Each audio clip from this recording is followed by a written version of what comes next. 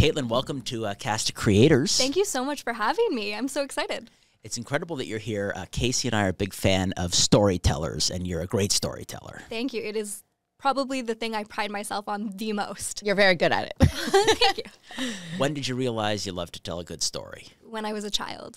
Honestly, I think I was born always loving movies and entertainment, and I always wanted to be a part of that in some way, and it kind of just ended up following on my life journey that I was going to be a storyteller in some capacity. And so as technology has evolved, that capacity changes. Yeah. So walk me through, what was that first concept around ultimately turning the love for storytelling into a career and how that's changed? I think it's so funny because when I was growing up, I may not look it, but it was a long time ago. So the TikTok, the Instagram, YouTube even wasn't necessarily something that was prevalent. So when I first decided that I wanted to study journalism, it was one of those things that it was really only TV or print. And so I decided to kind of do both. Mm-hmm. I was lucky enough that when I was applying for universities, the idea of multi-platform journalism was starting to come to fruition. So we were getting more digital articles. So it wasn't just print and it wasn't just TV journalism, and it was a little bit of everything. So that's why I decided to start studying there. But it honestly wasn't until I was working at CTV, Bell Media, that I decided I wanted to go fully into the content creation sphere, because I just realized I was like, oh, there's not a lot of multimedia journalism actually happening here. And I feel like that's the next thing. And so I made the jump. So as a journalist going through school, were you thinking about on air, being in front of the camera, or were you thinking about you being a writer? What were you thinking you'd be doing? Honestly, everything. I think my dream was always to do a little bit of everything. I could see myself in front of the camera, but I could also see myself writing. I started actually writing for a lot more magazines than I was doing anything in front of the camera. And it wasn't until I was doing more travel journalism and taking beautiful content for those pieces that I started mini vlogs just for my own friends and family. And then it all honestly just merged together and ended up being something that I could create a life out of. Yeah, very cool. It's so wild that it's in order to access an audience and create content, it was everything was only pushed from TV or even billboards, I don't know, anything, radio. But now it's your access to people is so much bigger. And that's one of the things I loved about content. When I first started my blog 100 years ago, I was like, oh my God, I can publish to the internet. Right? And it was the time I was for free, and I can reach out to people because I wanted to be a writer. And it's writing a book is a big feat, and it's I would have to have a publisher or self-publish. But then, just that social media and internet has just given everyone so much access to, creating content and connecting with people. Mm-hmm. And I think that's the beautiful thing about digital media. And there is such a capacity to reach a large audience, even with something that you publish that you don't think is going to go anywhere. There's that ability to go viral with a random piece of content that maybe you didn't even put your heart and soul into. And a lot of the times, sometimes that's the piece that ends up reaching the largest amount of people. Which is also kind of sad, because sometimes when you put your heart and soul into something and then all of a sudden it did not reach the amount of people that you wanted it to reach, it can be truly, truly heartbreaking. Have you had does anything stand out of a piece of content that happened? Something you just threw up willy-nilly, you're I'm just going to put this out? Oh, my first viral TikTok, it's the most random reel that I had used so much content from this one beautiful place in Tulum. Called Umai. And it was the end of the year. I was in Germany. I couldn't sleep because of the jet lag. And it must have been 1 a.m. there. And I hear this audio, what's the best view that you saw in 2023? And I was oh, I'll just put this up.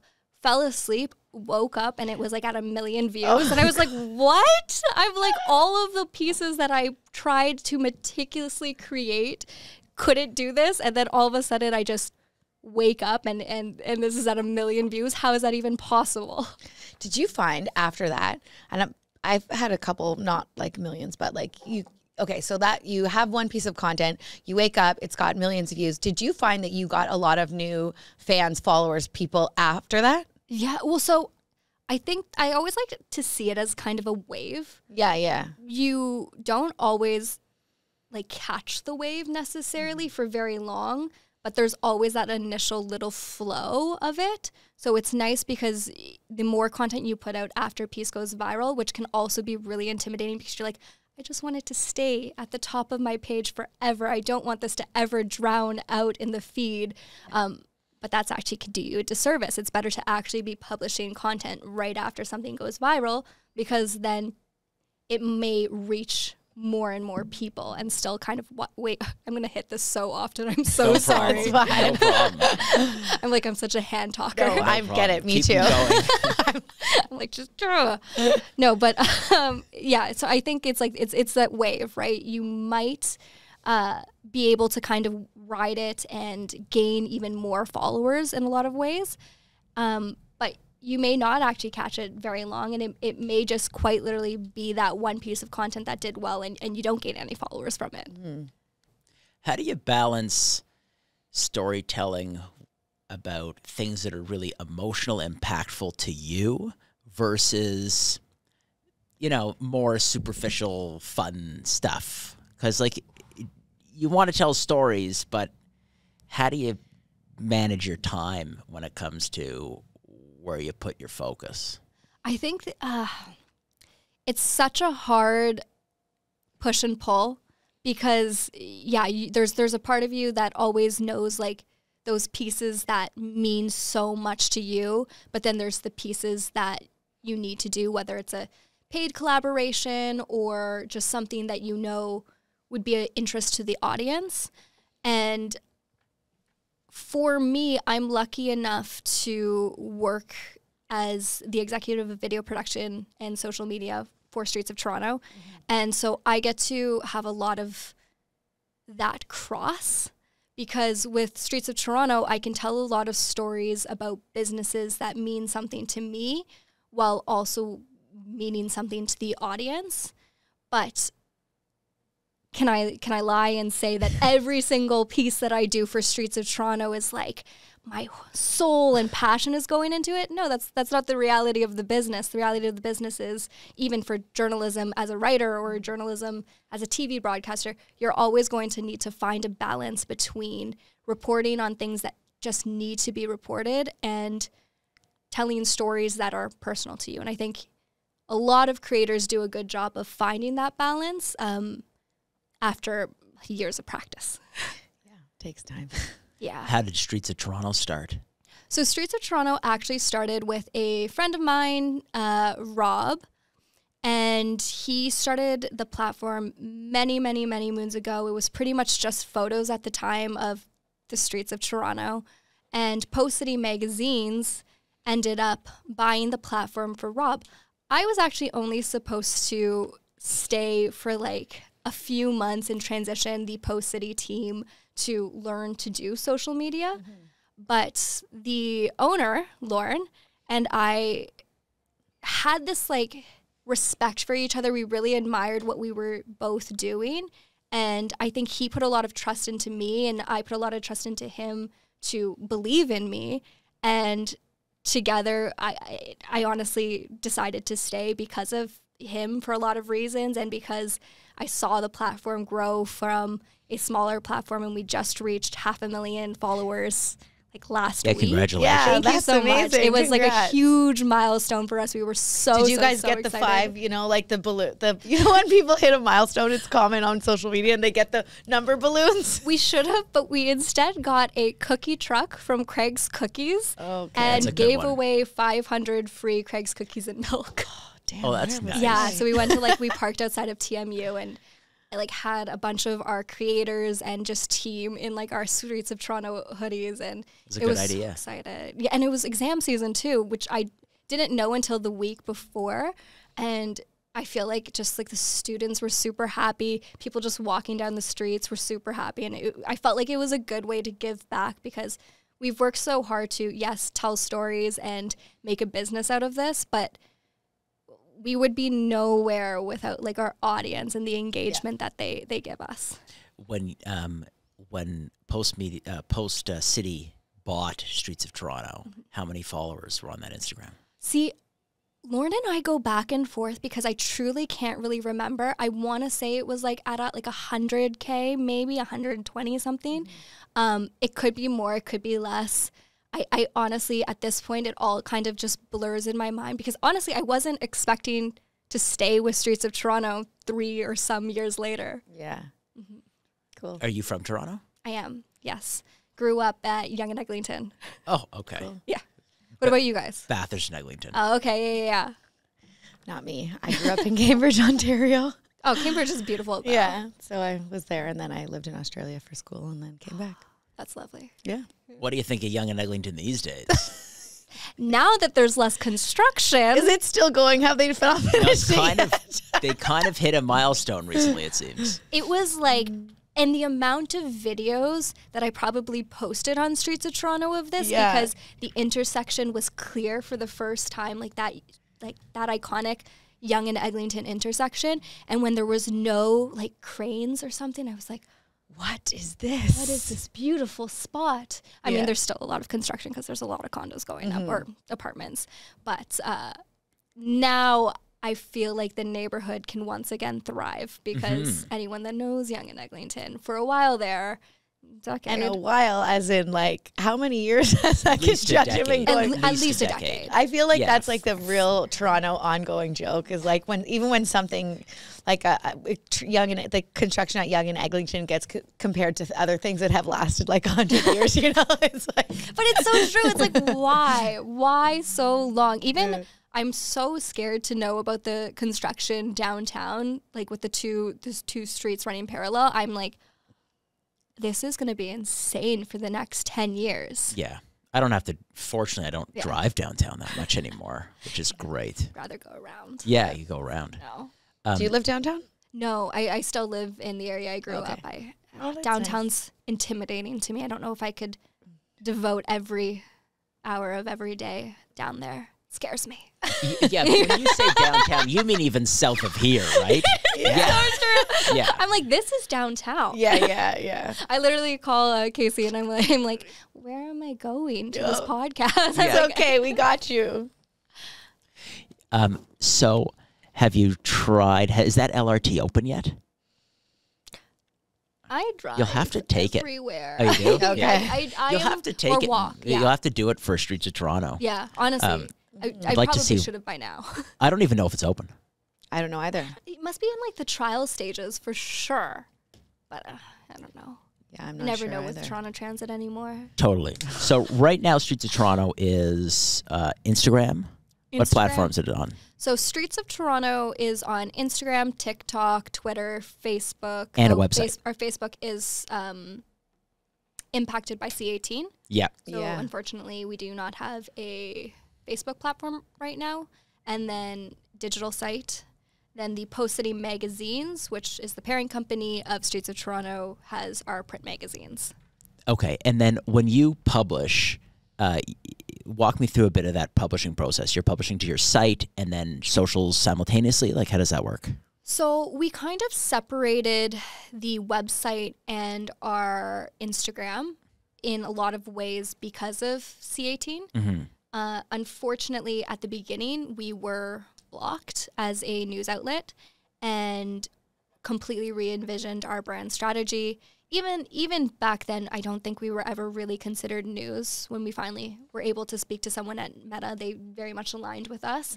And so we were able to get our platform back, thank goodness. Yeah. But so in a lot of ways, we separated the two. Some of the content will live a little bit on both. Like we'll take inspiration from maybe like some of the top restaurants that we've wrote about and then do a corresponding piece that lives on our Instagram. But in terms of cross promotion right now, because of the realities of everything that's happening with C18, we've kind of put a pause on that multimedia approach. Okay, so do you use a link in bio on your Instagram to drive back to the site, or how do you integrate the two? We have one, but it can't link back to the site because our streetsoftoronto.com is considered News, right? news. And so if you were to Okay. click it, Yeah, it would so be you like can't- people in Canada can't Yes. see this website. Yeah, that's They really shut you down frustrating. too. Oh, that's interesting. Yeah. So they've separated. They'll still deem your site news, Mm-hmm. but they don't deem your Instagram content news. Yeah, I think there's also a difference between, and once again, I don't necessarily know how they classified Yeah, what's neither do news they. and I don't what's think anyone knows how they classify what's news and what's not. honestly and fair. And to be honest, I don't even think the government nor Meta necessarily know where that line is, like, because it's such a gray Yeah, area. no, It's they don't gray know with either. everything, right? Like, technically, anything I say, like me going on this podcast, could be construed as news. But also a celebrity is like eating a burger at a Canada fast food joint and we post a reel. Technically, that could be construed as news. Yeah. So Right. it's all in, we're very careful about what we post, but in the same breath, it's like if we really just lived every single moment of our lives being like, what's news, what's not, I think we would never know. Yeah, you wouldn't know. It's total too shade of gray. stressful. And something that isn't news today can be news tomorrow. 100%. So it's Yeah. tough to deal with. Yeah. So traditionally, back when you're starting, primary source of revenue is print ads and ads on TV. Yeah. Right, those two avenues. So that's changed quite considerably. How much of your revenue do you have to rely on affiliate? How much of your revenue do you have to rely on sponsored content? Like, what are now the core pillars of a digital media company's revenue streams? So for Streets of Toronto and Post City, I think in a lot of ways they're separate companies, and of course, like Streets of Toronto relies heavily on our Instagram sponsored content, whereas the magazines rely heavily on print ads. Yeah. I think I couldn't necessarily say what the divide is, just because I am, one, not good with numbers, and two, don't pay attention to them because I am on the creative side. To me, I also own my own business outside of Streets of Toronto. Streets of Toronto is technically one of my clients. But to me, I'm like, so long as I'm putting out good content that drives our brand and our branding, that can eventually help us to get sponsorships and paid spots and all of that, then I'm doing my job. And that's what I'm concerned with. Will you work on a paid spot? Yes. Yeah. Okay. So a big part of the Instagram monetization is sponsored content. Yes. Okay. I would say probably most of our paid spots on IG2 fall into reels that are organically created by the team of creators that I manage. Cool. Okay. And a brand, a Toronto business most of Yes. the time is your customer, is your client? You'd be surprised. Yes, but also no. I've done some very successful campaigns with Discover Los Angeles, Turo, which branches. I all saw throughout that you just had that trip with Turo. They're great. They're honestly amazing. They're such a great company, and it's really cool, their business model and how they've really like built up their own platform. And so we've done a few things with them and look forward to doing more with them because, first of all, I love their team. Like, shout out to their team. Their team is some of the best in the biz. But they're also really good at allowing you to run with what you think the audience is going to resonate with. That's a good topic. Like I've been a content creator for a long time, but like speaking of yourself, like what's for someone who's maybe wants to get into being a content creator or is now like, what's a way that you kind of combine making things your own style of content versus the brand wanting to get in the key messages? Because I think that's something that people deal with all the time. You know, I've seen different things where I'll see like 10 people and their copy is all the same. And I'm like, God, you guys should have fought back. So like, how do you deal with a brand wanting you to say a specific message, but you wanting to create something that's unique? I think a lot of the times it goes back to the first point of contact when you are doing a sale. Like, I always say, when you're working with Streets of Toronto, you're working with our brand for a reason. We've put countless hours into creating our brand and finding content that resonates with our audience. So leverage that. Yeah. Like, if you're a business, leverage our expertise, because that's what you're buying into. You're buying into our brand. And unique voice. And yeah, exactly. And so I think whenever I speak with any businesses that are interested in doing paid content, I do always stress that. I do say, like, typically when I'm asking for their key messaging, I ask for one key message that is like their main goal. Like, if they could only say one thing in the entire video, what would that be?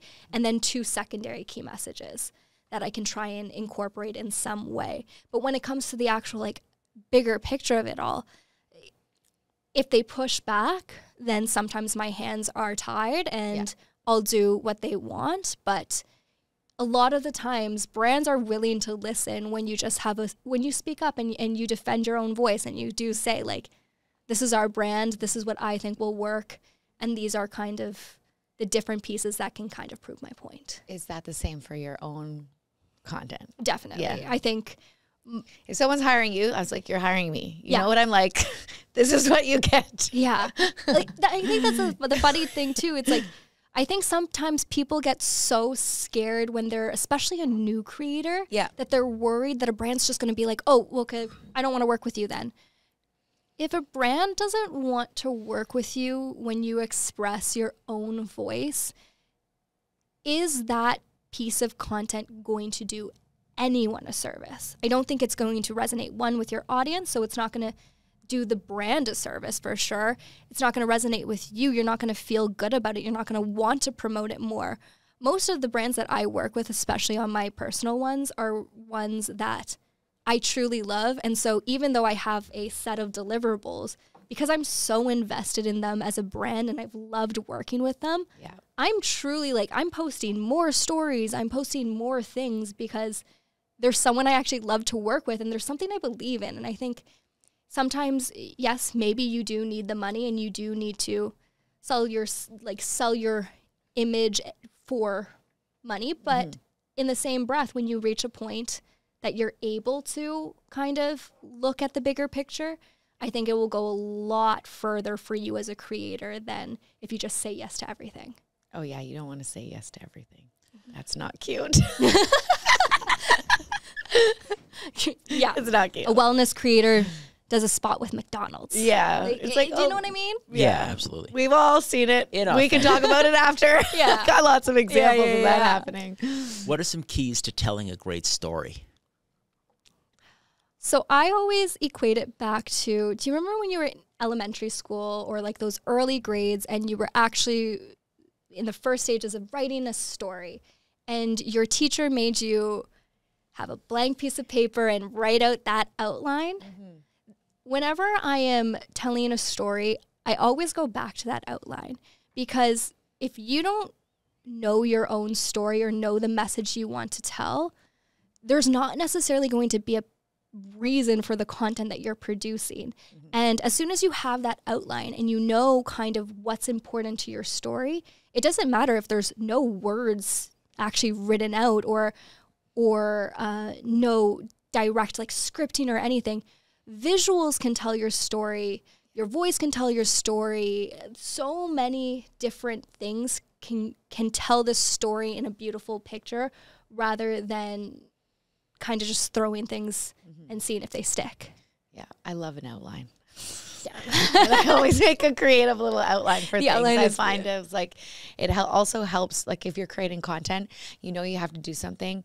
I find if I don't have an outline, even like or you're going to a conference, or you know you're doing something, to just have like a light, loose outline really helps alleviate creator anxiety, I find, because sometimes you're like, like you can get really stressed out. And like if planning out the content that you want to create, just even loosely, really helps make you not feel stressed. Yeah. And I think sometimes too, we capture so much content as creators that it's very easy to lose your own messaging when you have, let's say, like 60 minutes of footage for a less than 1 minute piece.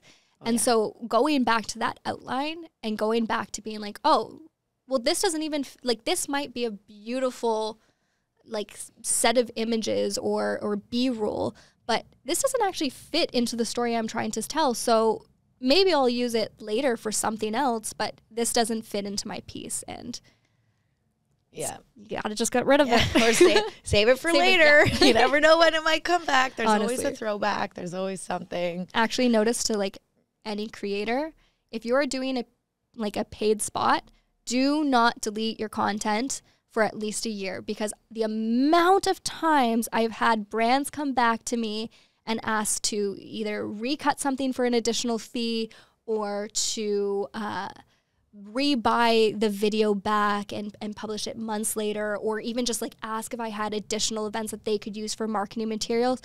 Countless. So, and that was a big mistake that I used to do, because footage. Yeah, it takes up a lot of space. Oh, gosh. Yeah. That's a good tip. So when, do you edit a lot of things? Like, do you edit on your phone? Do you edit on your computer? What are some of the tools you use? Everywhere. Like I edit on my iPad. I literally carry it everywhere with me. Yeah. My phone, my MacBook. I truly believe that not every amazing piece of content needs to be done on a MacBook. Right. But I also believe that the heavier footage that are maybe paid spots that have a more intense storytelling benefit a lot from doing it on like a MacBook, sitting at a table and really like looking at the different layers, looking at the different audio and being able to pull up multiple streams. So I'm a big fan of both. But sometimes when you're just doing something that is quick and dirty, like you can do it on your phone. The amount of creators that I've kind of taught and worked with, especially some of our like TMU creators, and I've just been like, yeah, edit on the subway. Edit when you're just sitting at the kitchen table. Any favorite app recos for anyone listening, for someone who's editing on the go? CapCut for sure. I think CapCut is my favorite now. I used to be a huge fan of Splice. Yeah. I don't use it so much anymore, but I still don't mind it.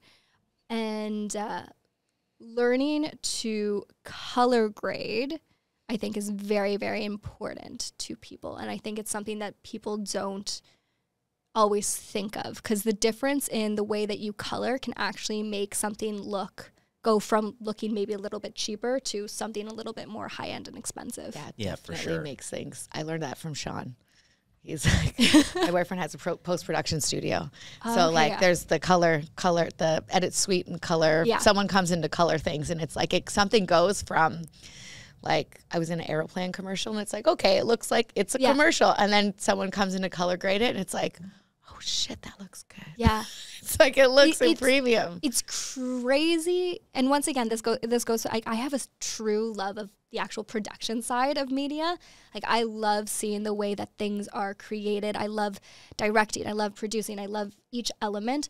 But the really like niche, like the audio team, the coloring team, and all of that, I have a mad respect for, because it is a profession that takes a lot to learn, and it's a skill that's often just forgot about.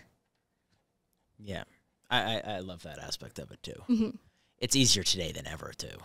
Yeah, there's some also great filters. If you've got some good, strong fundamentals. Thanks for that. Thanks, internet, for filters. So accessible. Yeah, I think that's the beautiful thing about content nowadays. Like, it's really attainable for everyone now. And the beautiful thing about media is that there's room for everyone. Because if you look at TikTok, if you look at book talk, food talk, all of the different things, like there's space. Like I think sometimes a lot of people get intimidated when there's so many different faces, but that's not necessarily a bad thing. Like it's good that we are able to be ourselves authentically in a lot lot of ways. And there's room for everyone on the internet. There's enough a space. lot of internet. Like, like Meryl Streep doesn't like. I was like, Meryl Streep doesn't worry about a new young actor. She's freaking Meryl Streep. Yeah, it's true. like there's always some new thing, but there's room for everyone. Yeah. Where do you think that content creation ends and journalism begins? It's a line that is getting more and more and more blurred each and every day. I think you see that with like entertainment TikTokers. I don't know if I always bring him up actually in conversation because I'm such a huge fan of his, but News Daddy, who does like every day he posts like 5 different mini newscasts on like individual things. Who's to say he's not a journalist? Like I have people that are saying like, that's not real journalism. Da, da, da, da, da. Why? Why can't that be true journalism? Like the reality of the real journalism, or I don't want to say real journalism, but the reality of traditional journalism is a lot of companies had to get rid of their fact-checking departments, which marked a huge change in the industry. And without that, yes, you have producers and you have scriptwriters and you have all of this and you have a bigger team that's able to tell a story.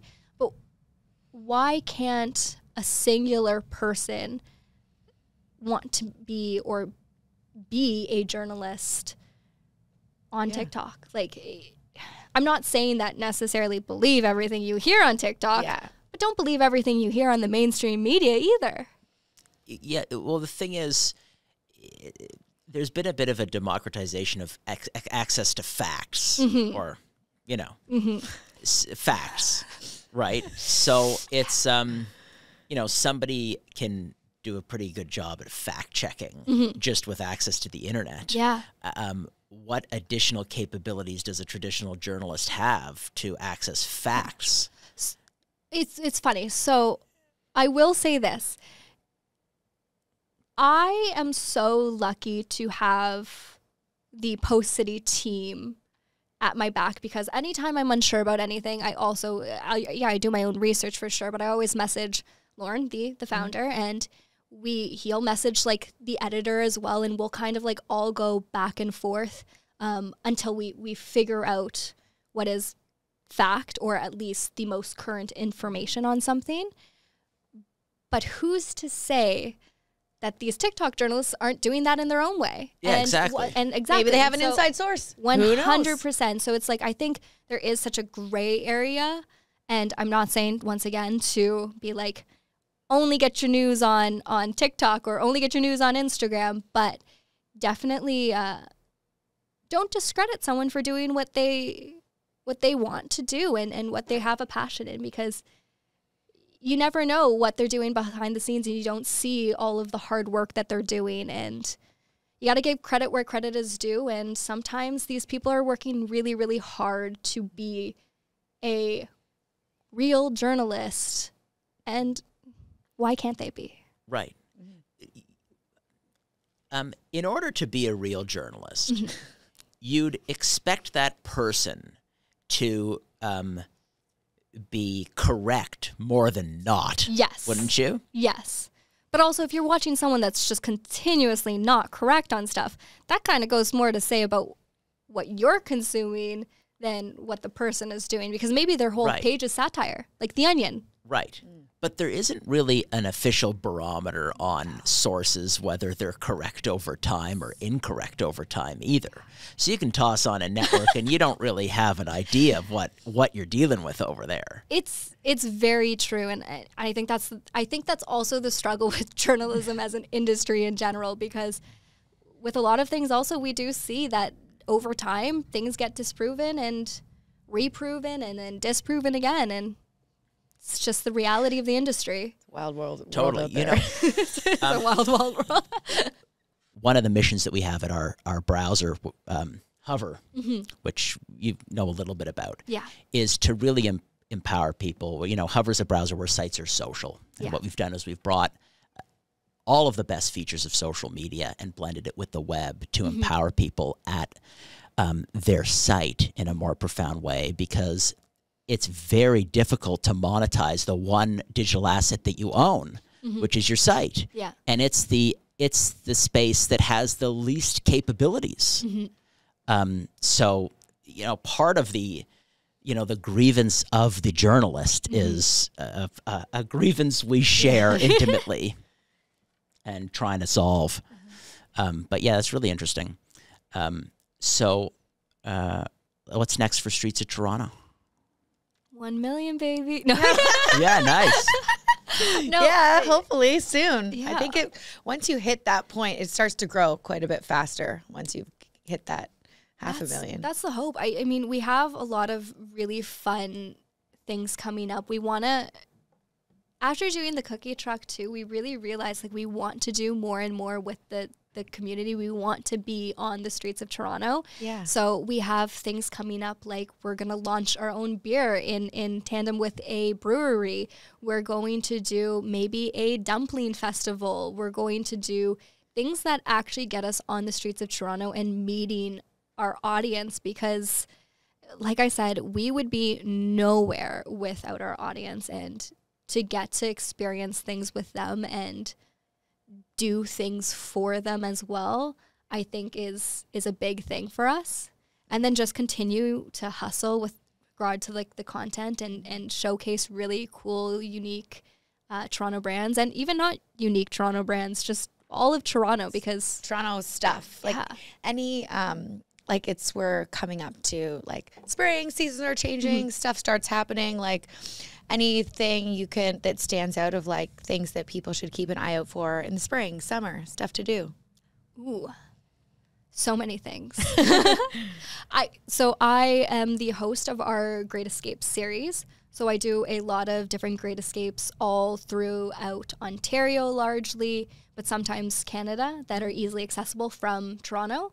And so anything from road trips to like Park Omega in Montebello, which is like you pretty much like are sleeping amongst wolves and it's the coolest thing ever, to anything from stargazing domes and things like that. We try and find the most like bucket list worthy experiences that are easily accessible from Toronto. So like follow along if you want the inside scoop on any of that, because that's a passion of mine. So I love telling those stories. Very nice. I guess over the last decade, you've been pretty impressed with what Toronto has become. Yeah. How can you not be? Toronto, honestly, is being more and more and more put on the map in such a positive way.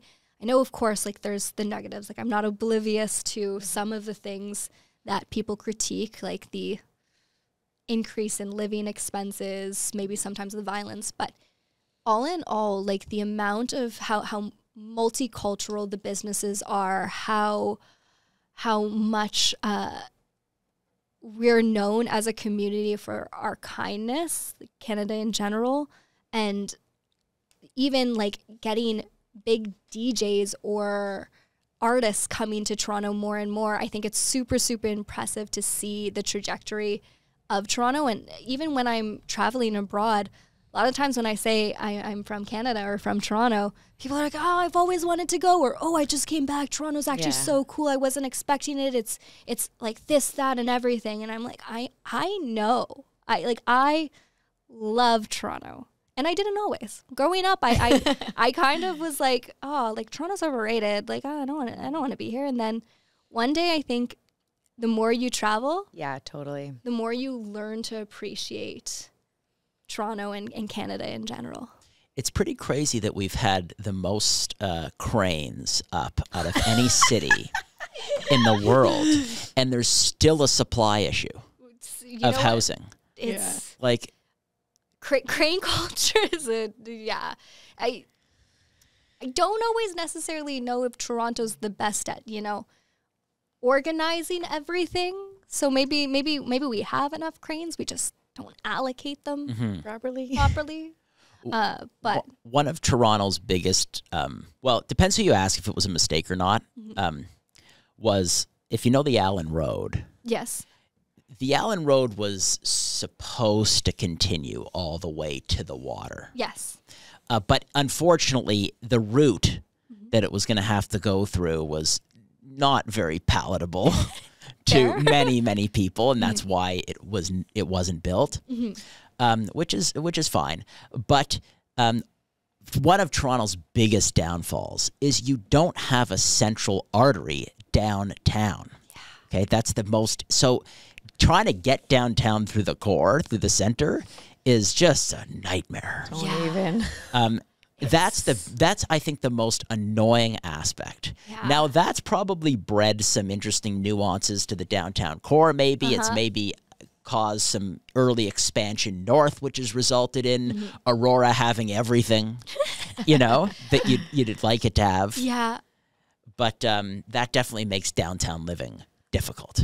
Yes, and I think the thing now is, and I know I might get a lot of slack for this, but like, where does Toronto start and end nowadays? Like, to me, Toronto is like everywhere. Like, even Mississauga, and like, I will still say, and I know a lot of people are like, no, that's not Toronto. And I'm like, okay, but like, we're all Toronto. Yeah. Like, when we're out this way, I'm like, why can't they be, once again, it goes back to like, why can't they be Toronto? It's true, because sometimes I'll ask somebody, you're from Toronto? And they'll go, no.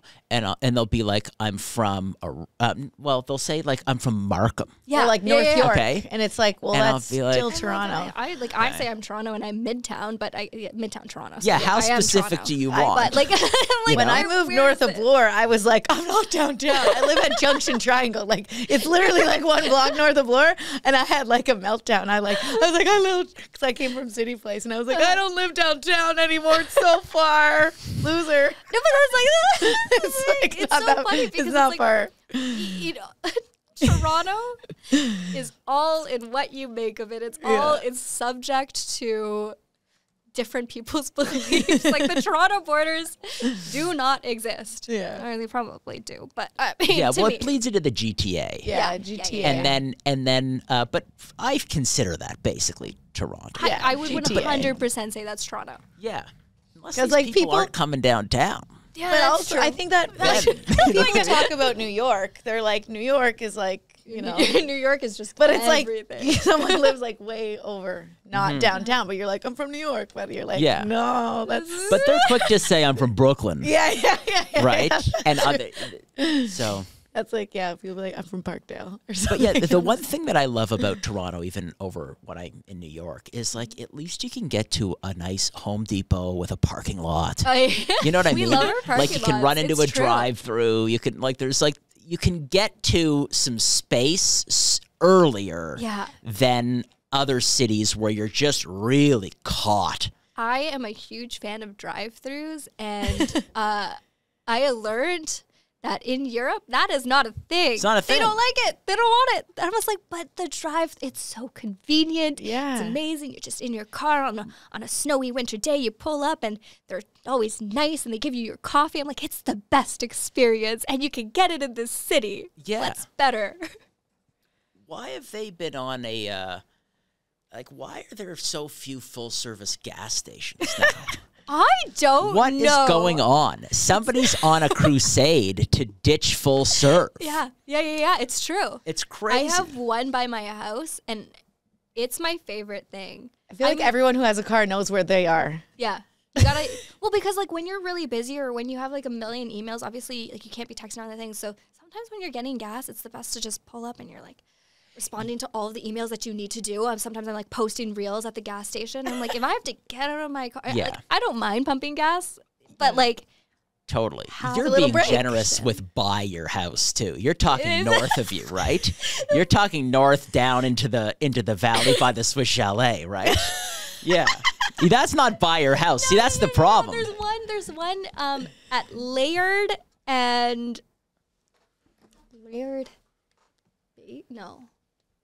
Laird and Bayview. Bayview. Yeah, there's Laird and Bayview. Bayview. And where's the Loblaws? There's like a mini Yeah. Loblaws. No, I know. And That's a there's little one- no man's land area. Yeah. You know, it's tough to figure out right where there. that It's is. amazing. There's a full serve over There's there? a full serve over there. A real brand, though, or an off brand? It's a very good question. I don't know. Yeah, okay. I don't judge by brands. I think it's an off brand. It's most likely. There's also one, I know all of them. Yeah, I bet. This is why I'm part of Streets of Toronto. Yes, so I can you tell you where know. the gas stations are. No, there's also one by the big Loblaws. I'm very bad at the names of on the streets Yeah, of that's Toronto. okay. But like all the way down at Laird, when you go past the bridge to the left, you Yes. turn into the big Loblaws this way, and then up the little hill, and then they have a car wash as well. Okay.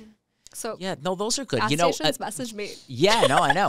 That's towards a direction of a decent drive-through Wendy's. It's over yes. there. Yeah. The Wendy's and the Tim Hortons got taken down. Out there? Yeah, in Overley, right? Is that where you're talking? Yeah. Yeah. Sad. It was heartbreaking. They weren't old, though. I know, no. But if it's the one Hope I'm we're not talking about the same I one. think so because it's That's like, my closest drive-through Wendy's. Oh well, if it's the same one that was the Wendy's and Tim Hortons. Yeah, it was out Wendy's near and Tim Hortons. Costco. No. Oh, okay, No. you're safe. then. Closer. Yeah. You're No, safe. this is more near that fantastic smart center out in Laird. Oh, okay, yeah. There's one over yeah. there. Yeah. Okay, I think that one's safe. Yeah. Different one. Okay, different one. It's always so sad when you just slowly start to see the businesses like that are like all about convenience just disappearing. Yeah. Yeah. Don't leave me. Yeah, I know. Especially if you're in a routine. Yeah. That happened to a Starbucks near here. Yeah. All of a sudden you go there for. I went before my daughter's morning class for an egg white bite. They're It's gone. Because so many Starbucks Tragedy. got like just removed. Yeah, I'm or shocked for the created people into in the the area. really small ones. It's crazy. Yes. It's weird to sometimes see like like my mother and I used to go to the Tim Hortons that I'm talking about, like the Tim Hortons and Wendy's. And we would just drive there when it was like really cold and get like our steep tea and just like have catch up times. And then we drove by when we were hanging out one day to go to I think like Don Mills or something together, and we both go, no. Yeah. So even if you don't frequent it anymore, I know. it's still like it's a part of your history. Yeah. That happened to me with a McDonald's over like a Dufferin Mall area. Oh, Like, yeah. The one that was closer to my house that Yeah. wanted. I used to Drive-through, take we out. used That to was go like to- Emily and I. We had our bonding time. That's what I'd always take her to McDonald's. Before Right. I got to And look school. what happened since they took it It's down. nothing. Nothing. I miss that place. Yeah. Yeah. Oh man, oh man. It's so funny. What's you a Wendy's fan? I am a Wendy's fan. What's your Wendy's order? What's your go-to Wendy's order? Their onion rings? Oh I yeah. really like their onion rings. You mean Harvey's? That's Harvey's. Is that Harvey's? No, Harvey's has really good onion No. rings. Does Harvey's Wendy's have really doesn't good have onion Wen- rings. Doesn't Wendy's have onion rings? I know which that one is menu. Wendy's. Wendy's isn't the one. Is it the Whopper? No, where's the No, Whopper? that's Burger, Burger King. King. Burger I know my King. fast food, no Oh, problem. Burger King has onion rings? Yeah, I don't know Burger They're not King badly so well. breaded. They're okay, but I would say To- onion rings is Harvey's has the best ones. I don't. But I love Wendy's. I was gonna say I don't eat too much fast food anymore. Like these are all like Distant melting memories. together because it's like they. Yeah, I try to be healthy. Yeah, me too. I haven't had any of them this whole year, but sometimes I still think about them. Yeah. Yeah.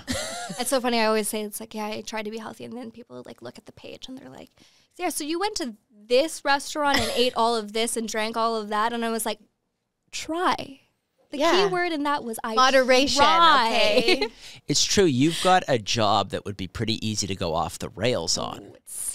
It's You're disciplined. yeah, haha, sometimes. No, you must be. If I had your job, I mean, a lot of people with your job would, Oh, believe me, when I fill first, that chair. when I no, honestly, when I first started this job, I think I was being sent to restaurants like once a day for like like Monday through Friday, sometimes on the weekend as well, and I was eating so much. Yeah. With this job, if you do not know how to have like a couple bites of something and then like push the plate away and like give it to your friend that you brought, it's Right. dangerous. Oh, yeah, it's real scary. dangerous. Yeah. For sure. Because it's addictive too, and And everything's so gosh, good. so They want you to good. try all the things. And that's the thing too, right? Like when I do this, I'm not a huge picky eater. I have done like the vegan thing. I have been vegetarian. I have been pescatarian. So it's like I do know sometimes like when you are one of those things, it's easier to say no to things. But now that I kind of eat everything, and I just say, yeah, bring me whatever. I'll eat whatever you want to recommend. Like, who's to say I know what the best thing on your menu is? Like, Totally. you tell That's me. nice. No allergies. No allergies. Oh, nice. It's also so rare. I have no allergies either. Mm-hmm. I feel like it's rare. Yeah. I'm always like, no allergies. Yeah.